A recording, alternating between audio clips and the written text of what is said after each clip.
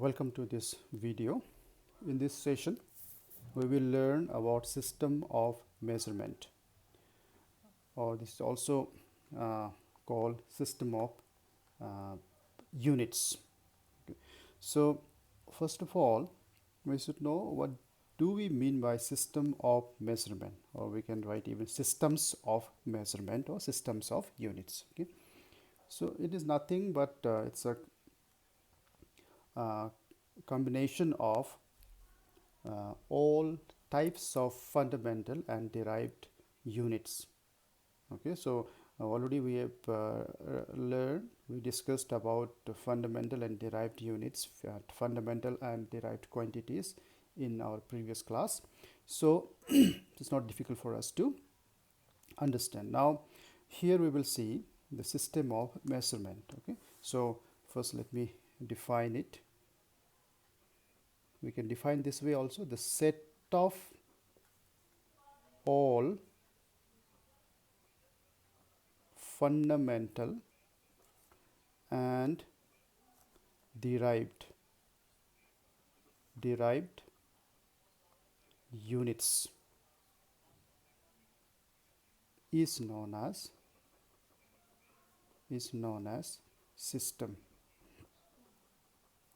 or systems of measurement, or we can say units. Okay. So this is how we define system of measurement. So it's a combination of fundamental and derived. And if we talk about this all units, we have large number of collection. We have large collection of these units of physical quantity, including your fundamental and derived units. And in fact, derived units, if you see later on when we will learn, we will see, you'll find lots of large number of derived units are there. So so we don't we cannot remember all those things, but there are certain basic, certain rule using which you can easily find out, easily make out the units. You can find out the units. Okay, so that's why this fundamental units, if I know the fundamental units, using that we can derive, we can know the remaining units. Okay, so let's go for this system. Let me write here: system of measurement.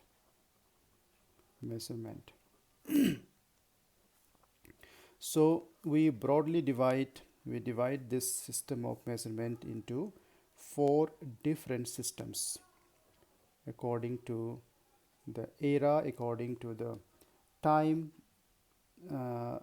We have tried to classify, we have tried to introduce systems to measure different physical quantities using their specific units. So if we talk broadly, we have 4 different types, 4 different systems of measurement. Okay, so the first system measurement was the FPS system, we call FPS system. Okay, this was the first system of measurement. It was introduced by the Britishers. So this FPS is abbreviated form of foot, pound and second. Foot, as we know, it is for length, pound for mass and second for time. So we found here 3 fundamental quantities, that is length, mass and time. Okay, so most of the time we use these 3 fundamental quantities.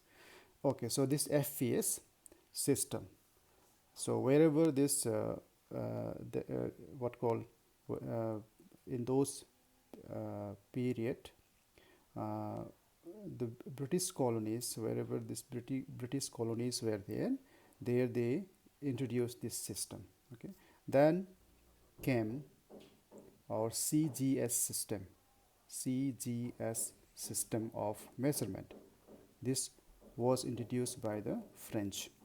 So French and the colonies where they ruled, they used to apply this system of measurement. So this is called centimeter, gram, second. C stands for centimeter, G for gram, S for second. So again we find centimeter is for length, gram for mass, and second for time. So in both we find second is common here. The unit of time they kept same, and then came little more better form of system that was called MKS system. MKS system. This was also introduced by the Britishers. So M stands for meter, this is for kilogram, and S for second, same thing. So meter for length, kilogram for mass, and second for time. So what we find in all, the common thing is the unit of time. Okay, so according to this, the system of measurement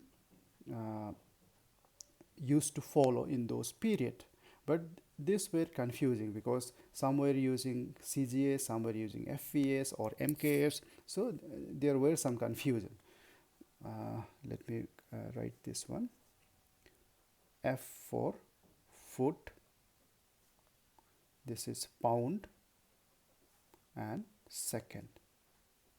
So this is for length, or let me write here, it is better if I write here length for L, this was foot, and for mass, and for time. So these three physical quantities with these units according to the system in those days. So this C for centimeter, or we can even write this RE, centimeter. G for gram, okay, and S for second.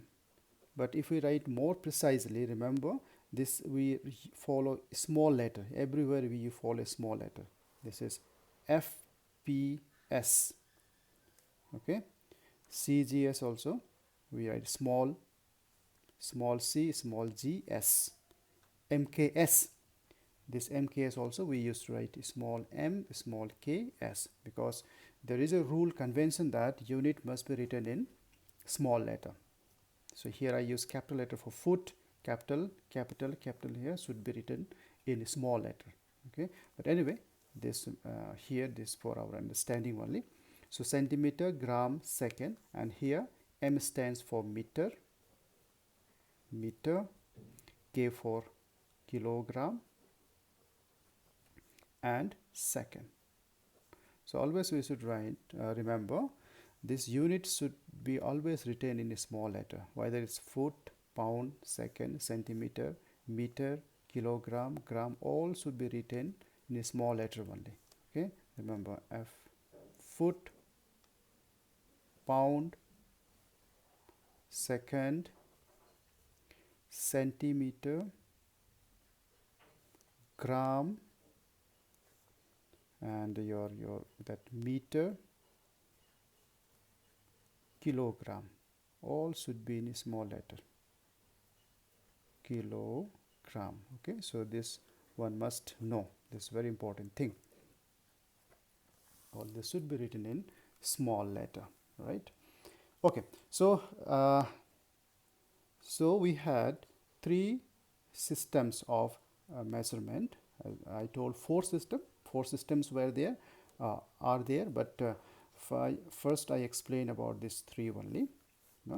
Then this all were up to 1971. So in 1971 everything got changed. Okay, it was in 1971. So there was a conference. In that conference everybody decided, the scientific community, they decided to unify unified all this system into one single system, and that system came into existence and was called or is called SI system. Okay, SI system. So this is more scientific compared to this one. Okay, so SI is more standard. So this SI, it was coined in that general conference in 1971, the conference of weights and measure in France. So they decided to go with this SI system. So SI, this SI abbreviated form, in French they used to call it Système d'International.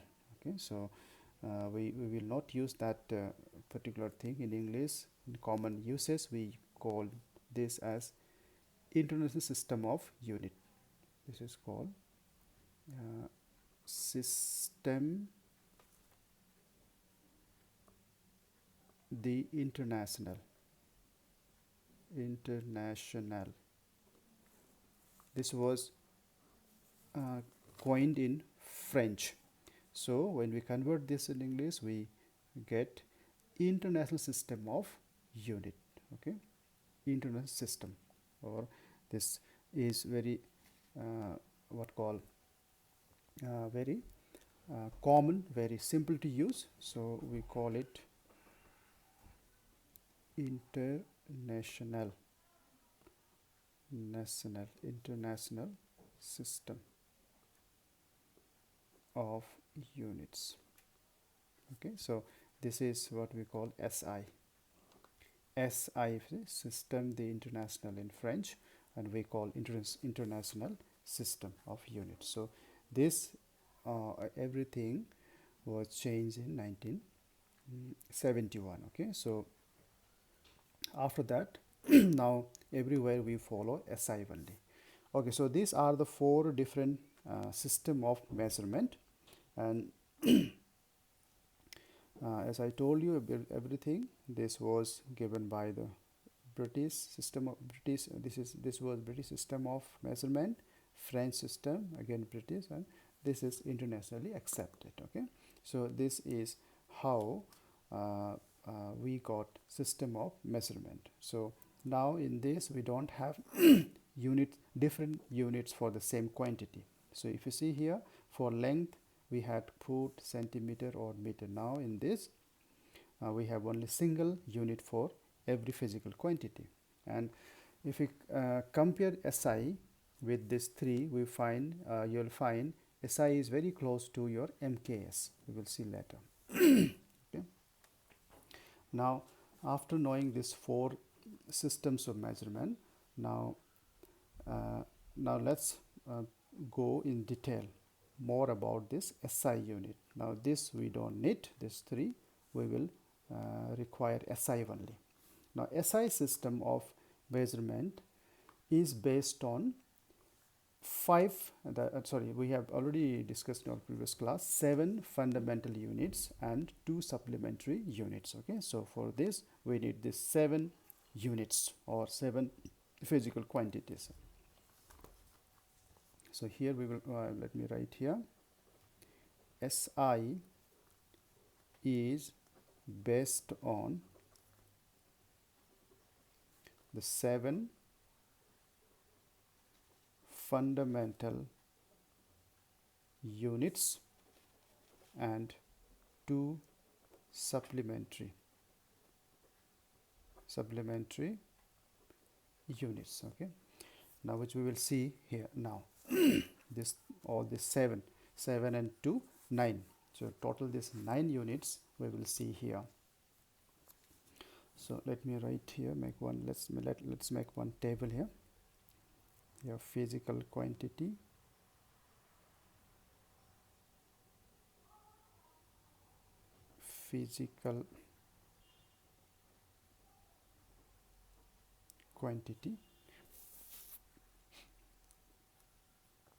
that is your fundamental quantity only, base quantity, physical quantity, and here fundamental units,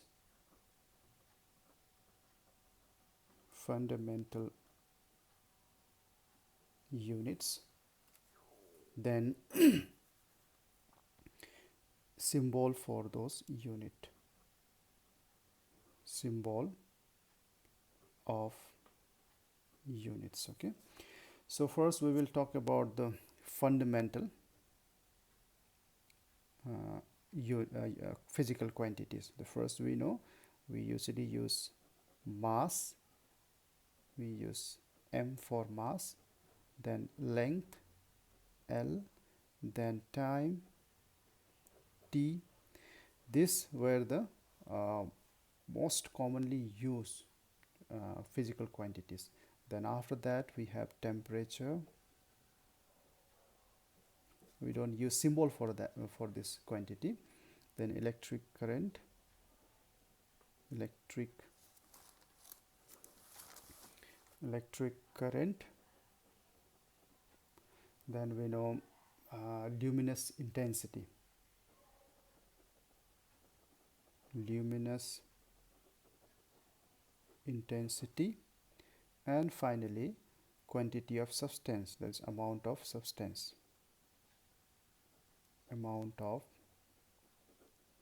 substances. So these are the 7, 1, 2, 3, 4, 5, 6, 7, and these are the basic or the fundamental physical quantities.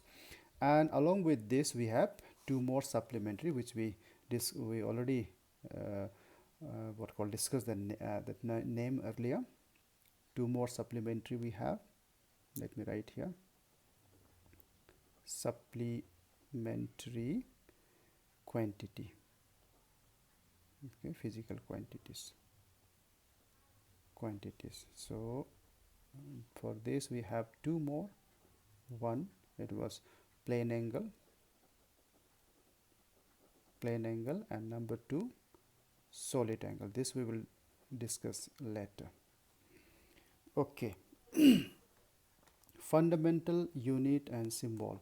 So if we talk about mass fundamental unit, according to this SI we're talking about, so that's why I wrote already here, SI is based on this. So this, whatever we are writing, this is based on SI. So mass will be kg, kilogram. Small letter we should follow, kilogram. Okay, so this is small k, small g. Length is meter, small letter, small m. Then time, second. And we should not write plural of this unit. Remember, all these units should be written in singular form only, not seconds or meters or kilograms. Small s, never write SEC. When we write in SI, we should write S only, SEC. This sake we used to write in common uses, but this is not SI. SI is S only. Then for temperature it is Kelvin. And we must know the unit which we get from which we use for against the name of any physicist or scientist, that should be written in capital letter when we write the symbol. So Kelvin, Lord Kelvin, one greatest physicist. So in his honor we use this term Kelvin. So it's the name of a person, that's why it should be written in capital. Then electric current, it is ampere. Ampere, again name of the scientist, so we use capital A.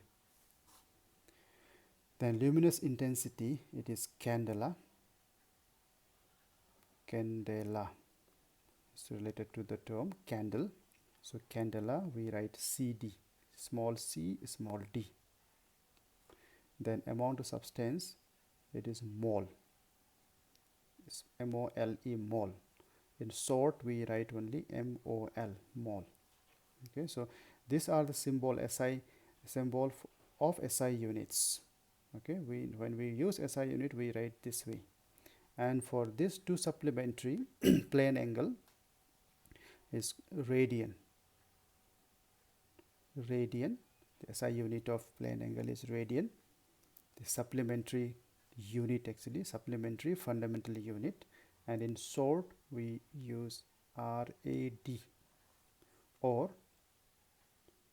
we use this way also, this coin number with the power C. This is radian. Okay, suppose I have certain value here, x raised to power C. This is how we write. C stands for radian. And then for solid angle, but in SI usually we use RAD, but we can use this symbol also, C, like 5 radian, we write 5 raised to power C. Okay, so this is how we write. And then comes solid angle, this is called steradian, small s t, steradian. In short we write SR, symbol is SR. So these are the important physical quantities with their fundamental units and symbol. Okay, so if we remember this symbols and this units, this will help you to get so many other units, that is derived units in physics. So this is very important. Now after this we will before going to our derived quantity and derived units, let's try to know quickly about these two, plane angle and solid angle. Plane angle is not new to you, it's a very common, right from your class 6, class 5, 6 in lower up to class 10 you have learned about plane angle. Solid angle is little different, so let's try to understand both again. So here let's go for this two.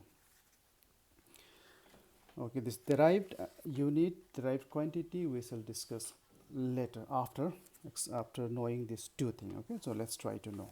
Now one more thing I want to add here, these 7 physical quantities which we learned just now, they also have got their own definition. Okay, so this definition of all this, in fact this 7 and this 2, 9 quantities all these quantities, their definition and even the definition of their units are done by that conference, that what I was talking about, conference of general conference of weights and measure. Okay, so they define all this thing on the basis of certain certain quantity, certain experiment. So those definition I will explain these two. The remaining 7 definition in examination you will never find definition, but for your enrichment, for the sake of understanding, you can follow your NCERT textbook. So in the textbook you will find the definition of all these 7 quantities including these 2. Okay, so this definition you just try to go through your NCERT book, you will find. So just for your understanding only, you just try to go those definition, through those definition. Now let's try to understand this too, because this is important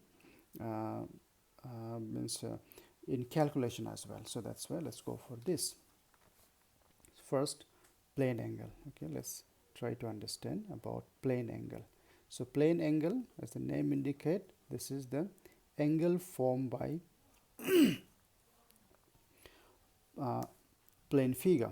So whatever figure like triangle, all types of angle, quadrilateral, all types of polygon, all those are plane figure. So the angle formed in or angle found in plane figures are called plane angle, or the angle drawn on plane, two-dimensional. So in plane angle we find only two arms we need to define it, 2 arms we require. Okay, so one we can do in this way. As we know, if you remember the basic definition of angle, for that we need 2 arm. Okay, 2 arm we need. So 2 arm will make you or will give you the angle. The magnitude of rotation, the magnitude between these two, the difference between these 2 arm, this is what we call angle, no, plane angle.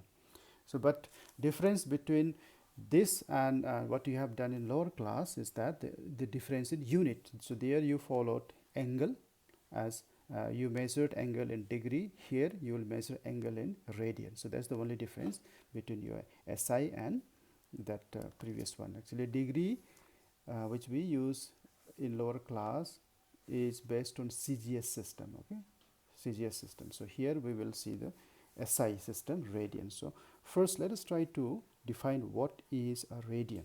So that is very important thing one must know. So radian, because here so plane angle we are talking about the radian. Okay, so that's why the SI unit of plane angle is radian, RAD, or we use this C. Okay. So let's try to define 1 radian. What is or what may be 1 radian? 1 radian.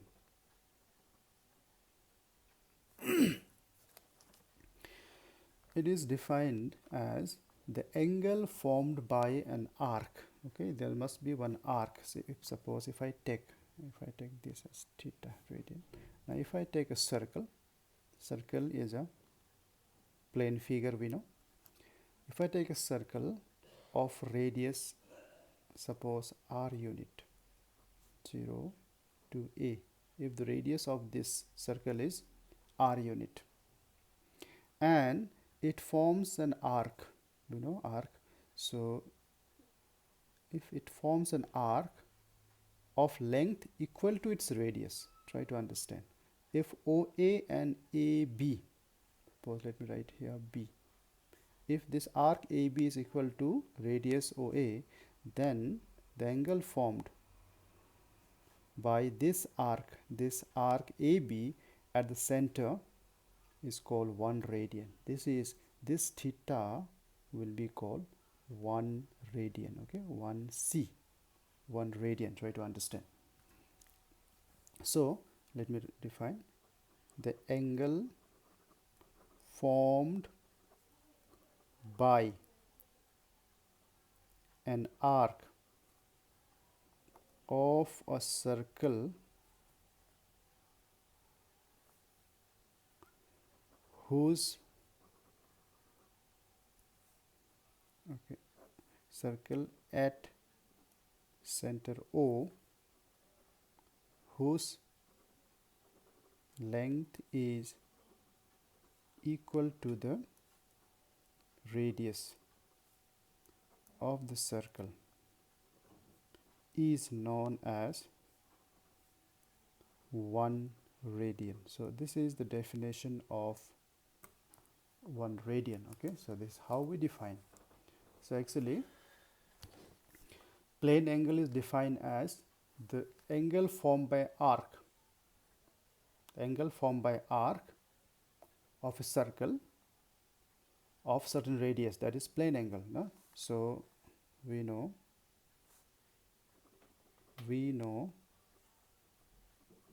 this theta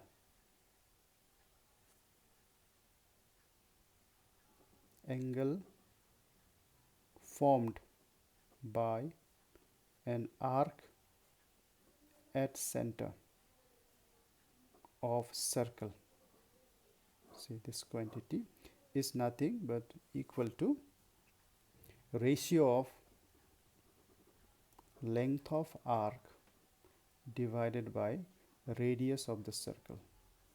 This is the formula by which we get the angle. So this is nothing but theta is equal to L by R. We know L is length of the arc, R is the radius. So this is the formula to find the what called theta angle formed at center. Now let's apply this in this particular thing. Now since L is equal to R in SI unit, therefore theta must be how much? It's L by R, so both are equal. so that they will get cancelled. R by R equal to 1. So this 1 is called radian, 1 radian. Okay, so we can say this is how we get radian. So theta here, when L is equal to R, theta becomes 1 radian. Okay, so this is how we define radian. Now this is not over. Now if we talk about the complete circle, for a circle, let me use again, theta is L by R. All right, now for a circle means we are talking about complete rotation. Let me write here, draw again. Okay, when we talk about a complete rotation here, complete rotation, we know this L is here complete rotation, the entire circle. So we know in one what call that rotation, in one rotation, so L is the circumference of the circle. This is circumference of the circle divided by radius. Okay, for a circle means for complete rotation, L becomes circumference. So that's why we write 2 pi R by R. So R and R will get cancelled. So you are left with 2 pi, and this 2 pi is nothing but it's a radian, 2 pi radian. Okay, so I got here theta equal to 2 pi radian, 2 pi radian. So for a complete circle, so theta for that angle formed there is 2 pi radian. Now if we compare this with our degree measure, this degree measure, so this complete rotation is nothing but 360 degrees. So let me continue here. This is 360 degree equal to 2 pi. Theta equal to 360 degree for in case of degree I'm talking. So for a circle, so this here we get one relation, 360 equal to 2 pi. This is very important relation, and this will help you to convert degree into radian. Okay, so degree into radian. So we can write here, if I further simplify it, I'll get 180 degree equal to pi radian. So pi radian. Okay, this is another relation. Now this will help you to get the unit conversion between degree and radian. So here we can try to do. So I can write 1 degree is nothing but pi by 180, pi by 180 radian. Okay, radian, C, radian, or let me write here radian. Okay, now this is another relation. So convert degree to radian, you just divide pi by 180, you'll get radian, and vice versa.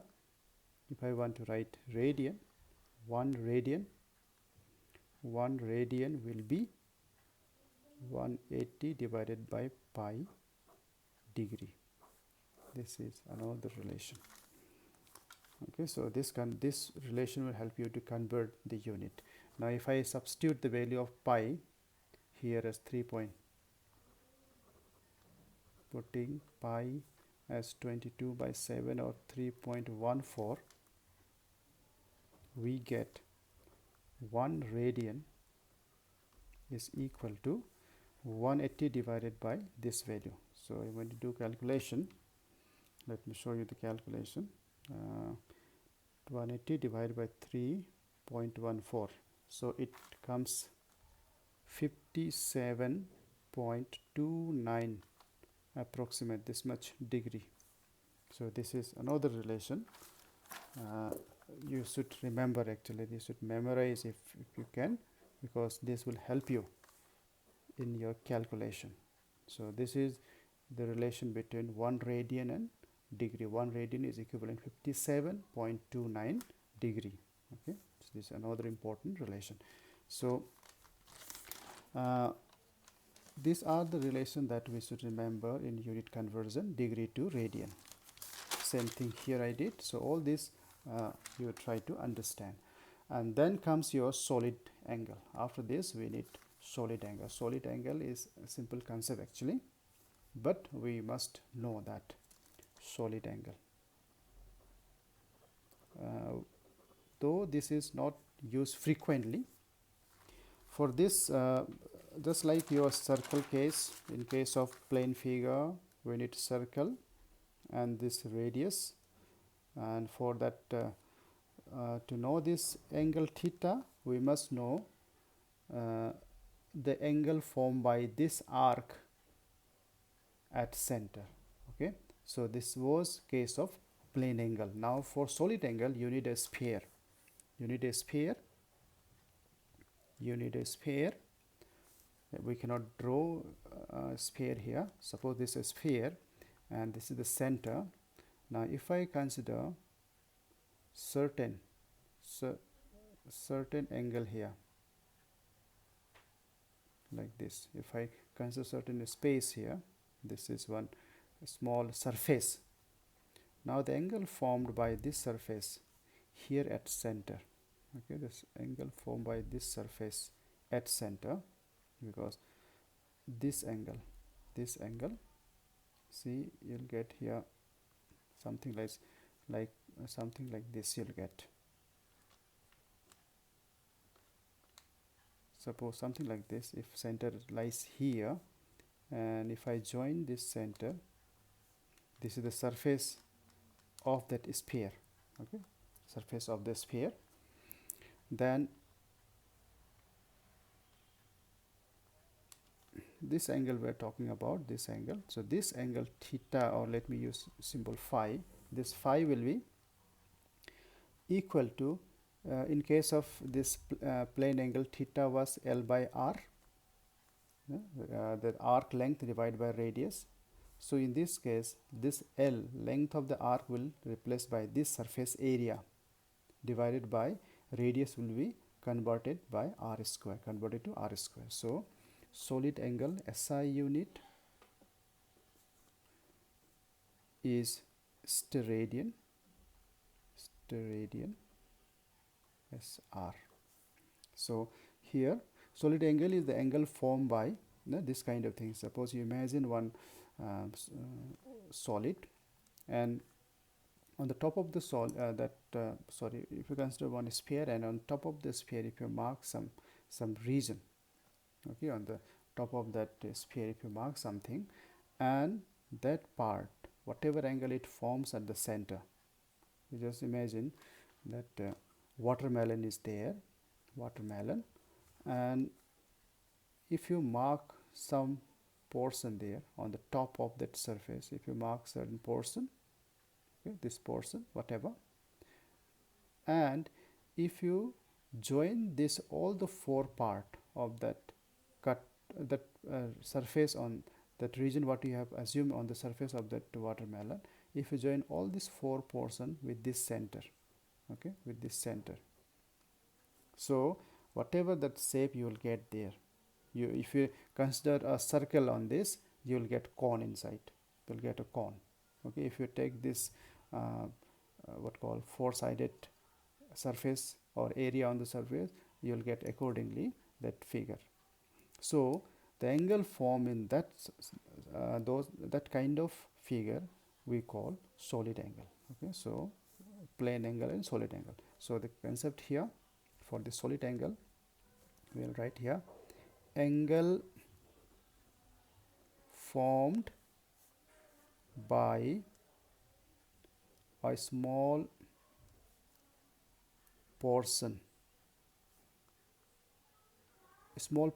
of sphere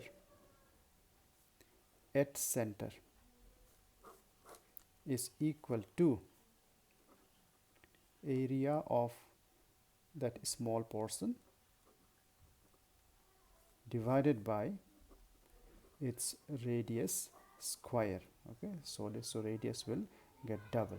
So if I take that as phi, and the area, this one area, it can be any area of small portion